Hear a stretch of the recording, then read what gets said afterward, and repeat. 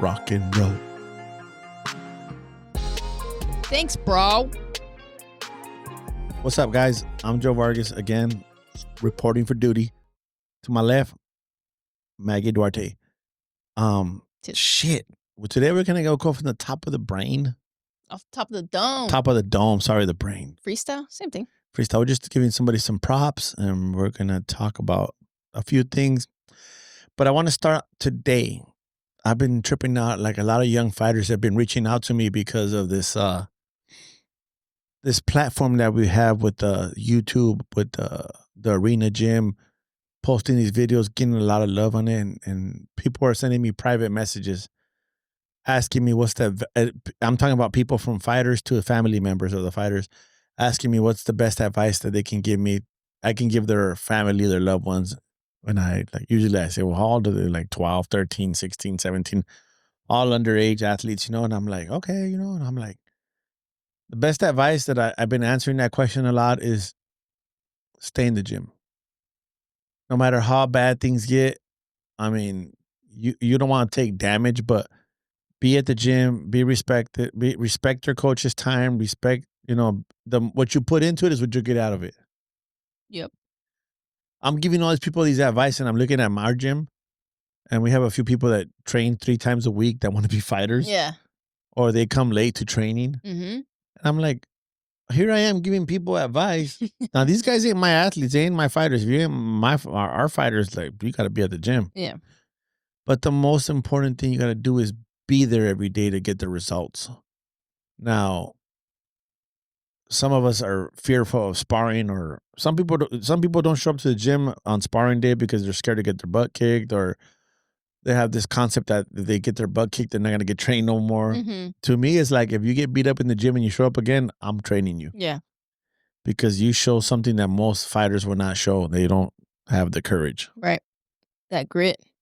Absolutely. And it's funny because a lot of the people who are new members, they'll come up to you and be like, hey, coach, do you have any tips? And it's like, all the fucking time. What I tell them? Yes.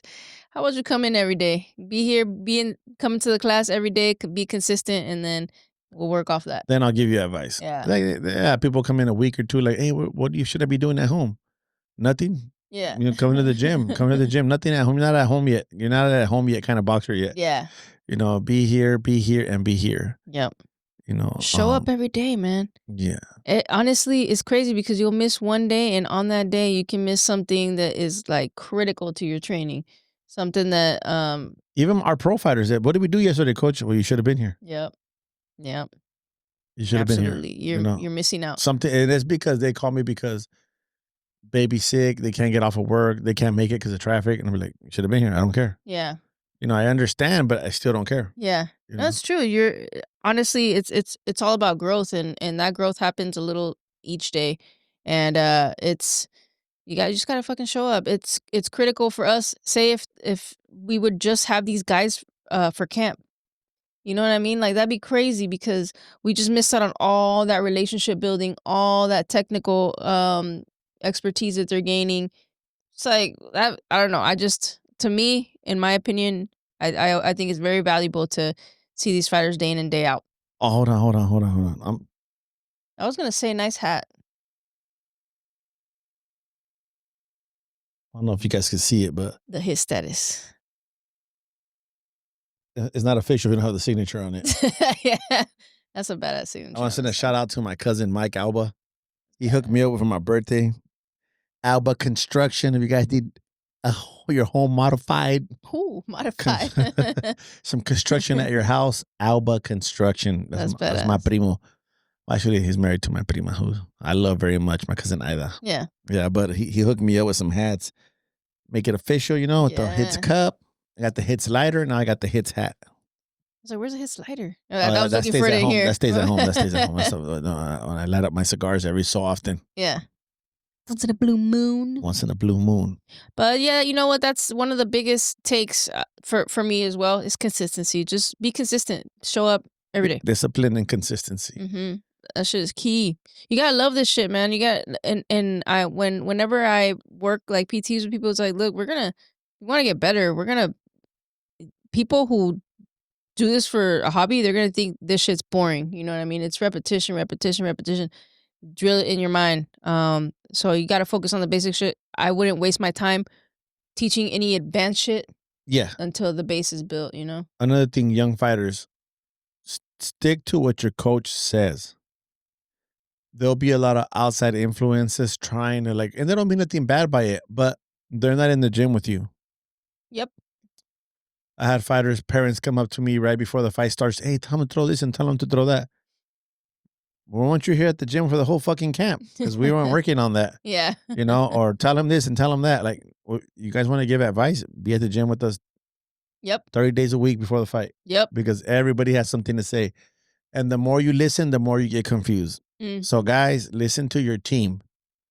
And second, I mean, sometimes depending on what parent you have, there are some parents out there that think they're fighting. And there's some parents that are very supportive. So, make sure everything's squared away. I know you're young and you won't figure it out, but it'll happen. Yeah, absolutely. Listen to your coach, man. Yeah. Listen to your coach. Okay, Maggie. I never watched the UFC. Only when it first started. Yeah. I watched like the Ken Shamrock and Kimbo Slice. There you watch it in the beginning. No, not Kimbo Slice. Kimbo, the guy from Hawaii with long hair. See, I don't even know. Is this a sumo guy? No, he wasn't a sumo. I think it was Kimbo. Well, you guys know. You guys were probably. That's not his name, Coach. I watch Hoist Gracie, all those guys, all those Hackney, all those guys that were like the first 5 or 6 UFCs, and then I got turned off. I was like, they started putting rules and shit and weight divisions, and I was like, I'm out of here. I'm checking out. You know, for that I love boxing. And then many years later, I kept hearing a name. I kept hearing this name. Yeah. Jose Aldo. And I was like, damn, my motherfucker's Mexican? Yeah, his name Jose. Yeah. You know? Jose. Then I found out he was Brazilian. Yeah, Jose. Jose. So it's Jose. So I started watching Jose Aldo, just a little bit of his fights, and I was like, damn. Yeah. That boy could fight. Yeah. You know? Then we become buddies on Instagram. That's right. And I just found out that he went to Brazil. Mm-hmm. I don't know if he done it before. Maybe you know more than me, because Maggie used to. She watches UFC more than I ever. She puts me up on game on the UFC fights. Did he retire officially before, or this was the first time he did it? I don't remember him retiring officially before, but I guess he wanted to take advantage of the fact that it was in in his backyard in I think it was Rio in Brazil, and he wanted to hang him up right there in the octagon. How fitting in his own country, huh? Legendary, because that guy is a legend in his own right. I think he's like 39 years old now, but in his prime, he was untouchable, unstoppable. Jose Aldo, we're going to tag you. Te digo en español. I know you don't speak Spanish, Portugués. Felicidades en toda tu carrera. Eres un ejemplo de peleador y me da mucho gusto tener el éxito de ver tus peleas. Así como peleaste con todas las peleas, ganar o perder, eres una leyenda, legend, and I respect you, and I'm so proud that you put the Jose name on the map in the UFC. Yeah, you're talking about a guy who reigned at 145. Man, he's probably top 3, one of the best featherweights in the UFC history. So, this is a guy who, man. Like I said, unstoppable. Before Max Holloway and what's his name, Alex Volkanovski. You're I look like I don't know. I don't think I look like that fool. Anyways, there wasn't a better. I think it's a better featherweight than Jose Aldo. Obviously, a lot of people know him after he fought Connor McGregor. That was huge, but I think he went into boxing. He did something that's interesting. I don't know how often you've seen it in boxing, but he went from 145 and then went to 135 and had like a lot of success at 135. So he dropped weight and started having success. How often do you see that? You don't, right? Usually they move up. Go up, yeah. Yeah. Yeah. But well, yeah. You don't see that often. No, I don't see. I'm thinking about it. I'm thinking about CC because he. Well, yeah, but he hasn't had success yet. Yeah. We have to have some success. That's why I was like, Yeah. I haven't seen it yet. We had a fighter. We still have a fighter named Ulises Sierra. Shouldn't be fighting at 68. I told him that a long time ago, but he was stubborn. He's like, no, I could do it. And then he found this like health. He's on a health kick. And he just reamped his life, like juicing, eating right. Yeah. Started telling me to drink healthy. And today he told me, drink this juice and you won't forget. You'll do all your videos in one take. Yeah, and he actually did. And I did do 2 videos in one take. And Ulises Sierra, now he's fighting at 154. From 168 to 154. Yeah. So we'll live on that note. Jose Aldo, felicidades, like I said. Hopefully we can find a video of him when he put his gloves in the ring and the cage. And yeah, you're one of the first guys that made me watch the UFC. And now the only other guy that keeps me that excited, and I don't even know his name, I know yours because we have the same name, is the kid from Spain. Oh, Ilia Topuria, which he reminds me of division. him. He reminds me of him a little bit, you know?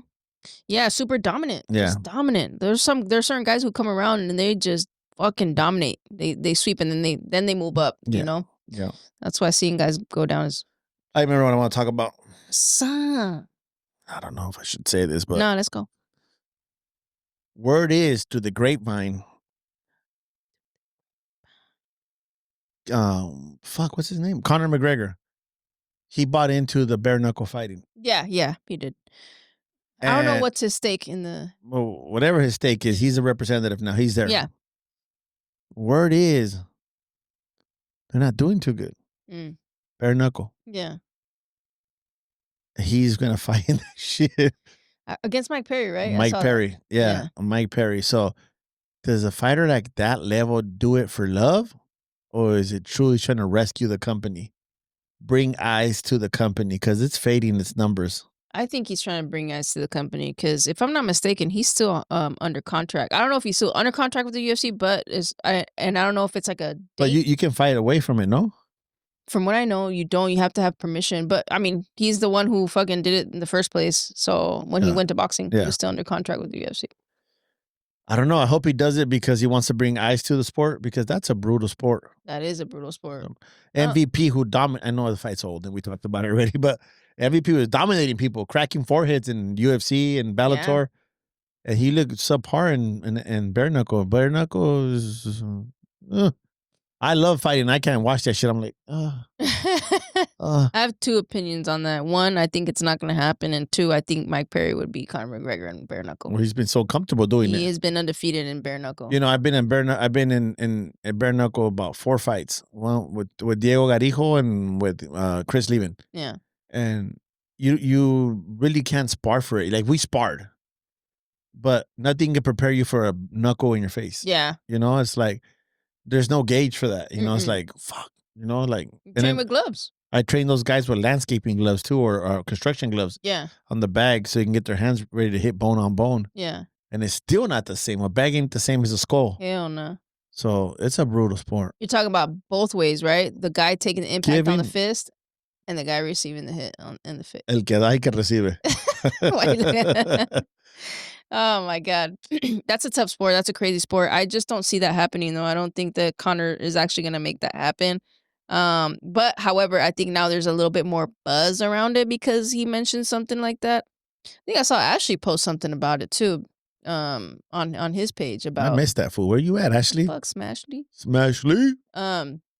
And Mike Perry has it's weird. Like I asked myself the first time I watched it, I was like, is there, because you know, you see MMA to boxing, it's not really a good transition, but some guys are successful in bare knuckle, but not all of them. Not all the MMA guys are make it in. And I think that there's like a certain way to do it to where it's like you just kind of get low and then bring the fist high. I don't know, but you could tell that it's messy and you just gotta like not give a fuck, honestly. If you give a fuck a little bit, it's like I haven't seen a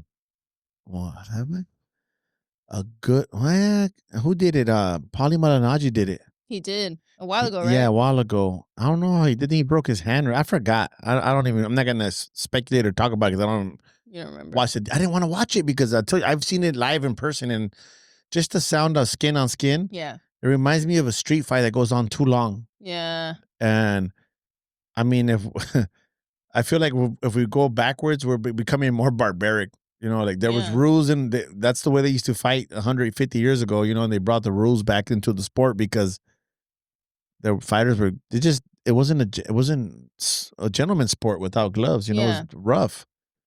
And now we're like regressing. Yeah. They're bringing that shit back. And I'm like, oh, who's watching that shit? Well, it's cool it's a platform for guys that are washed up or the guys that didn't make that much money. Because if you made big money, why would you go back? Yeah. You know? Hell yeah. I just thought about something crazy. Like what would it be like if you had the biggest like boxing match, the biggest UFC match, and like the biggest bare knuckle match on one card. That would be fucking crazy. On the same card? On the same card, yeah. Well, the MMA would have to be like the Pride rules, like in the ring. Yeah, because the boxers ain't gonna fight in a cage, right? And who would bring more money? Exactly. That sounds crazy. It's doable. Somebody's gonna do it. Somebody's gonna do it. Like in 5-10 years. Why not? Why not though? You bring eyes to all three sports. I love the sport too much. Maggie, I wouldn't do it. I wouldn't be there either. You're a purist. Joe, he's 100 million. I'm there, dog. Who said Sign me up. Somebody was, I can't remember right now. I can't remember off the top of my head. It was like, hey, would you do this? It was a fighter, dude. I think it was fuck. Somebody was saying if they would ask. That's why we got to write shit down. I know. Maggie for the last 2-3 hours is asking me, what are we going to talk about? And I said, well, let's talk about Jose Aldo. I told her I want to talk about young fighters and then one more other thing. Well, then I said, I have something I can't think about it. Right now when we're doing the podcast, I remembered. It was I forgot already. You know what? He has an interesting mind where like it works better under pressure. Yeah. So yeah. What's that dude's name again? Connor McGregor. Yeah, Connor McGregor. I shouldn't forget his name. He's a legend too. But I don't know. I like the Diaz brothers more. That's a dude who, think about all the money that he made, and then after that is just all over. He had said it himself, like the money is like it's bad, fucked up. It's bad. It's good, but it's bad. That's why you got to idolize guys like Canelo, like Floyd, guys that made a lot of money forever, and stayed true to the game. Yeah. I could go on. Pacquiao is one of the guys too. You know, there's a lot of guys in boxing that stuck to that big money. Andre Ward, I don't know if he was making that kind of money, but he stayed on top forever. Yeah, he went out undefeated. He's a beast. One of my favorite fighters. You know, do you think what made Floyd so successful is that he learned how to adjust with his body and age and what worked best for him at that time? I don't know. That motherfucker's special. Yeah. Right? I mean, yeah, of course. I mean, there's a lot more to that though, you know. He had the benefit of knowing the game because of his dad and uncles. Yeah, he knew everything was made. Everything for him, just lined up for him, and he took advantage of it. He could have fucked it up. Yeah, and he fought with damaged hands, and he fought, and he got hurt in fights, and he found a way to win. He's a winner. He is a winner. I remember he told the story of Shane Mosley when he caught him with that right hand when he hurt him in the second round. Yeah. He told him, he clinched him, and he's like, "You're gonna have to fucking kill me." That always reminds me so much of Ali when Ali got. It was the other way around though. Muhammad Ali was fighting Joe Frazier, and they were fighting. They were going at it back and forth, and Ali said, "You can't knock out God. I'm God." and then Frazier said, "Well, God's getting knocked on his ass tonight." And he dropped him. You know. Dang. You know, that's like the things that's the beautiful thing about the sport of boxing. They're having conversations in there sometimes. Yeah. You know, yeah. Like little comments in their ear. What does that do to a fighter's psyche? Yep. You know, when he's used to knocking people out. Like, I'm sure when Shane Mosley hurt Floyd, he was like, "Oh shit, it's about to be over." Yep. And that motherfucker says, "You have to kill me, dog." That shit'll throw a green motherfucker like off though. If you're in there, even like in sparring, and I think you know what situation I'm thinking about, right? Like when you have somebody who's coming up and somebody who's experienced and they talk shit to you, if you don't know how to handle that shit, it'll throw you off your game. It'll break you. Yeah, it'll break you. Yeah. You'll allow it to break you. And yeah, it'll derail you from what you want to do, and then you're playing catch up. Then you're pissed. You're just fucking swinging at air, pretty much. Yep. But the reason why I bring that up about Floyd is I saw that Manny's gonna come back in January again. And really come back or exhibition? No, he's gonna come back and fight again in January. And is Keith Thurman fighting? Fundora fucking injured his hand. Oh fuck. Yeah, that's something else that we could have touched on. Back to Pacquiao. I'm sorry. Yeah, Pacquiao. He's coming back in January, and I asked myself, look, in my opinion, he won the fight against Barrios. Now, if he would have fought up to his ability, meaning like he's older, he's not as fast as he used to be. His speed, which means his feet and his hands, aren't gonna respond like he did back then. And I feel like he was trying to fight like he had that old body. Yeah, so I think if he uses his experience y que usa un poco más de colmillo, You speak Spanish? I did. I don't speak Spanish. Sorry. You know who fought really good to his age? Who? Bernard Hopkins. Yeah, he adjusted, right? To his age, yeah. So I think if Manny learns how to do that, makes that adjustment, I absolutely think he can beat somebody like Rolly Romero. Oh, yeah. You know what I mean? Definitely. Which is who I hear that he's going to be fighting. That's badass for Rolly, a guy who can't fight. I mean, who... Man, Rolly is not your like fundamentally sound boxer. Yeah. And he's lost some fights and he just keeps training. Yeah. See, amateur fighters, he stays relevant. Yeah. He stays in the gym. He still stays, he trains, and he's getting these calls for these big fights. It's funny to think that he lost a fight to an old man. Yeah. And he got the decision. And now he's fighting another older man for a lot of money. He beat Ryan in a fight which everybody was... even me. Yeah, me too. I counted him out. Me too. And if Pacquiao comes back and fights any of those guys, Tank, Ryan, Tank's fighting a legend, bro. Tank is going to fight. He's not fighting Pacquiao. He's fighting the fucking legends. Oh, stop. I was like, what? He's fighting a legend. Anyway, according to him. I shouldn't have brought him up, huh? Well, Ali Pumbaye. I fucked up. But what were we talking about? I don't know. No. Off the top of the dome. When you said let's get back to Pacquiao, we were talking about something. Thurman and Fundora. Yeah, so that fight is off. A lot of people thought that Thurman was gonna be the one to be injured, and it turned out to be Fundora. The young cat, the young tall man. What do you do if you're Thurman? Your fucking time is running out. I favored him a little bit in that fight. You know what? I never was really a Thurman fan. Neither am I. But lately, he's been growing on me. I went back and watched his old fights, and I'm like, there was too many guys at that time. Yeah. And they weren't fighting each other. Yeah. So I got turned off in that weight division. You had Errol Spence, Danny Garcia, you had Thurman, you had many more. Yeah. You know, and they all didn't face each other. Yeah. Because they had that PBC mafia. That's fucked up. You know, they didn't face each other. So was he that good? I think he was. Yeah. I thought he was really good, but not at the time I didn't. I went back and watched some of his fight when they were going to fight Fundora, and I was like, oh, shit, what can Fundora do to beat him? And I was like, damn, Keith Thurman was nice. Honestly, it's going to sound crazy, but why not take your fucking W back and fight Pacquiao again? That's a smart choice. In January. Get that money. Fuck it. I'm sure Manny brings more money than Fundora. Hell yeah. But Fundora just brings the title. Yeah, and I think that's what Thurman's looking for. What Thurman? Do you think Thurman wants money or title? Money. He's at that crossroads right now. Check me on the crossroads. How's that song go? Some crossroads. Bone Thugs, yeah. Dang. Man, we're blank today, man. We're fucking up. It's a holiday today. It is. I ain't gonna say it. Yeah, it's Indigenous Day. Well, it was Columbus Day, but it turned into Indigenous Day, dog. I saw at the bank. It said pedophile, dog. Columbus. It was a ghetto ass fool. For real, Columbus. Yeah, I don't want to talk about it. Stick to boxing. Pillager. Raper? Pillager, rapist. Raper. He's like Hernando Cortez to me. He's dead to me. Traitor. Wow, what a fucking dick. Anyway, so the other thing that was on the radar was the agenda. On the agenda, the fake agenda. The only one there was like two things right here: Boots and Boots. Let's talk about Boots real quick. I don't know how I feel about that fight. Boots, he looks sensational. Yeah, he looked good. Destroyed the guy. Sensational. I heard that guy didn't even have amateur fights. That's what I heard. We didn't look this up. This is coming from. This is from a reliable source. Semi-reliable source. Semi-reliable source. Yeah. That's that. If you're being compared to a big fighter and you're a big name like Crawford, you're being compared to fighting, something like that. Who Virgil Ortiz? Who did he move up to and fight at 154? He fought Bohachuk. And somebody else. And then he fought Madrimov. Those are two big names. Those are hard fights. Those guys both had a lot of amateur experience and were good pros. Yeah. Boots fought Lima. You guys research if Lima has any experience in the amateurs or any big, I didn't even know who he was. Yeah, I didn't know who he was. I thought it was one of the Lima brothers from MMA. I was like, who is this guy? I didn't even know if he was Puerto Rican or what. So, if you're going to be great, once you're put on that pedestal to be like talked about for pound, that wasn't a pound for pound opponent. I ain't hating on you, Boots.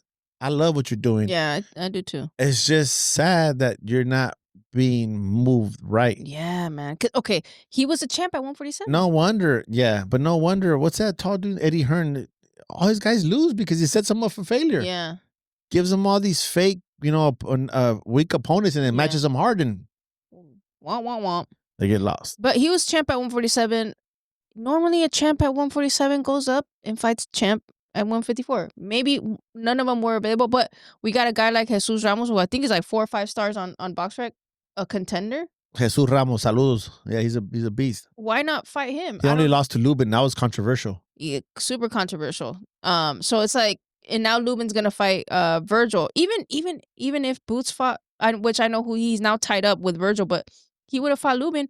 I think that's a little bit more credible. It's a huge win for him if he beats Lubin, because Lubin beat Ramos, right? And he's there. Yeah, he's a former world champion. I think he was a champion. So it's like, why not?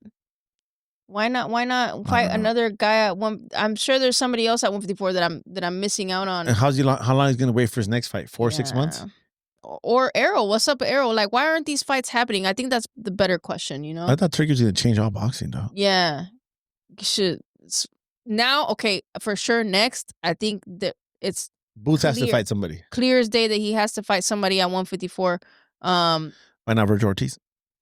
Look, he had such a crazy. This is gonna sound crazy, right? He had such a crazy win, took no damage. Fight Keith Thurman. Fuck it.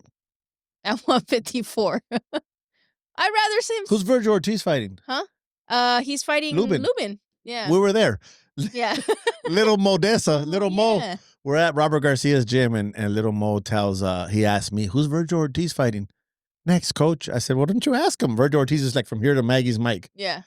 At the end of the mic. And he's right there, total gentleman, Virgil Ortiz. And he's like, who are you fighting? And he says, I just found out myself. Right now. About a minute ago, he says who I'm fighting. I didn't want to ask him who. Yeah. I didn't say nothing. And I'm like, oh, cool. Well, whoever it is, best of luck, mijo. Yeah. Thank you so much. Yeah. And then he talked to Little Mo for a little bit, Yep. Mo took a picture with him. Yep. I got to ask Mo to send us that picture so we can post it on the story. Yeah, hell yeah. And we go on social media. We get in the car. We start driving. Instagram, of course. Oh, Maggie, look who he's fighting. That was like 5 minutes later. Erickson Lubin. Yeah. So we found out when he found out. Which is another guy who has. We're not just podcasters. He, it's crazy because he's another guy who had a rough little patch in his career. I think he was with Pro Box or is with Pro Box if I'm not mistaken, and now he gets a big fight. Who's that? Erickson Lubin. Was he? Yeah. I didn't know he was with them. Yeah, Pro Box. He's signed to Pro Box. Man, those guys are doing good. Yeah, they're doing good. And I love the functions that they put on. I think that they're good and evenly matched. And but anyway, that's another guy who he was up here, and then I'm really not sure what happened. I remember he was with like the Showtime, the Next Generation, right? Not long back when fucking Jarrett Hurd and all of them. And now he's climbing back up, man. That's super cool. It's cool to see that. It's inspiring because there's a lot of guys out there who think that they have one loss and that it's over. That they're done for. And don't give up, man. If you really love this shit, don't fucking give up. Show up to the gym. Do what you gotta do. Sometimes, yes, time off is necessary. Sometimes it even helps. You know what I mean? Separate the mind a little bit and figure out who you are. Just stay relevant, though. Stay running. Stay relevant. Stay something. Stay shadow boxing. Yeah. Do something. Don't just retire from that shit. Fucking go up to 200 pounds and shit. And then, I should have done it. Yeah, you fucking shouldn't have. Don't be missing for like 8 months from the gym on your last fight in Oregon. Still missing. Mine still somewhere in Oregon. Yeah, I'll be back Wednesday. Fucking. No comment. Don't tell her. Anything coming up? Super torta. Anything Torta coming Express. up? Let's see. I pulled it up right here. The next thing is Joseph Parker. Is gonna fight on the 25th. Though that's not. You're gonna be gone. No, on that day I'm not leaving. Aren't we supposed to be talking on that one, commentating, going something live? I thought that was last weekend. I thought that was on. Oh, no, it was a Parker fight. It is that one. Yeah, Parker fight. Because I'm gonna start studying them. That's why I started. Well, we gotta start talking to Ashley because he's like, oh, I'm gonna get you guys tickets to the 11th and la la la. Okay. Don't get mad at him. Don't get mad at him. He wants to find out the Mexican culture. You're gonna find out. Yeah, he's gonna find out. Hey, lad, be careful, lad. Listen here, lad. It looks like Long Beach. I was looking at these cards next weekend on the 18th. There's a couple of cards, and this one caught my attention. Danny Garcia is coming back. For those of you who didn't know, he's gonna be fighting in Brooklyn, and I think that's on paper. I got a Danny Garcia story. Story time. Oh, dude, I think I know what you're talking about, and I want to hear it. I want everybody to hear it. I don't know how many fights. I gotta go on BoxRec, but Danny Garcia was in the beginning phase of his career. Maybe 8-10 fights. Yeah. And he's fighting here in San Diego at the Sheraton 4 Points. It was co-promoted with Bobby D Promotions and Oscar de la Hoya. That's when they were assigned with Golden Boy at the time. Mm. So we're at the locker room. It's my brother Adrian Vargas, Mm-hmm. myself, Danny Garcia, and it was a family member of his. It wasn't his dad. Yeah. Somebody else. His dad was helping another fight. No, it was like a cousin or brother. I don't know who it was. It was like his cousin. It was a family member of his because you'll know why my brother has his gloves on and Danny Garcia has his gloves on. And if you understand fighting, you can't take off your gloves once they're taped up, and you gotta stay. There was a commissioner with us in the locker room, so we were spread thin that day. So the commissioner stayed with us both, so he couldn't leave us unattended.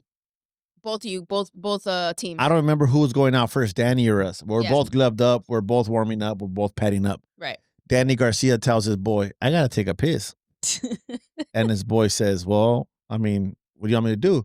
And my brother Adrian says, "Hey, man, if you got a piss, my brother helps me every time." And it was all bullshit. I never do. And my brother Adrian goes, "Right, Joe?" And I'm like, "Yeah, I'll help him out, dog." And he's like, "Oh, man, I don't get paid enough for this." Like, he's like trying to talk his way out of it, you know? But Danny couldn't go to the bathroom because if not, we all have to go with him, all four of us. Oh, my God. So there's a trash can right there, mijo. Yeah. And then Danny looks at his cousin. I'm going to say cousin. I don't know what it was. He's like, "Come on, man. Help me out." He's like, "Oh, mom, man." He's like about to cry, bro. Like, how? And we're like, "Dude, just pull his shorts down, pull on his cup."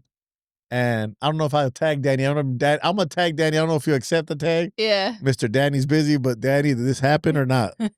And Danny took a piss in the trash can, and his cousin helped him put the cup back on, but he didn't help him hold the weapon. Use some gloves, boy. Yeah, but it was funny. We were playing a prank on his cousin, and Danny was playing along with us. He saw us laughing and giggling, and we were just like, so yeah, it was a funny story. So and Danny confirmed if it's true or not, dog. That's so funny. I know Javier and Jose been through it when I've taken them. Yeah. That was different. That's what I get for playing with Danny Garcia's cousin. I had to take Jose. Jose took Javier. Jose took Javier because he was fighting in where we left him in Oregon. Yeah, he stayed in Oregon. He fought in Oregon. He had to pee before the fight. And he had to help his brother go pee. Hey, you better bring your ass. He was watching the fights. I was like, "Jose, you better bring your ass over here, man." So then Jose, a month later or 2 months later, he has to fight in Ensenada. And he tells me, "Coach, I go to pee." And I'm looking for Javier, dog. You know? Javier's ringside with his girlfriend. I'm like, "Oh, fuck. It's my fault, my turn." So I go, "Here I go. Come on, Jose." And he's my little brother now. Yeah. Two Jose's are all made alike. So if you guys want to really coach, that's something's not in the description. Yeah. Sometimes your guy has to pee before the fight. There's a little things that are not talked about. There's a little things that, As long as I don't go number 2, dog. I gotta carry wipes with me now. Just in case it happens. I thought about that. So you know how some fools get the nerves? We haven't had that happen yet. No. We have Kyle who has to take a piss every fucking 2 minutes. But he never when he's gloved up. Never when he's gloved up. No. But the other rest. Yeah. Yeah, we'll leave the podcast at this. Any comments? Yeah. Likes? Subscriptions. Hit us, do it. Yeah, let's go. We need to grow this. We're growing every time. Yeah. So we appreciate it very much, man. If you guys like any of the stuff, you want to hear some all these like little stories too. Like the people didn't know that the champ takes the belts. Those belts, they like everybody was like, "Oh, why is he giving the belts back?" When Terrence gave the belts back to Canelo. When those belts are his, and little things like that.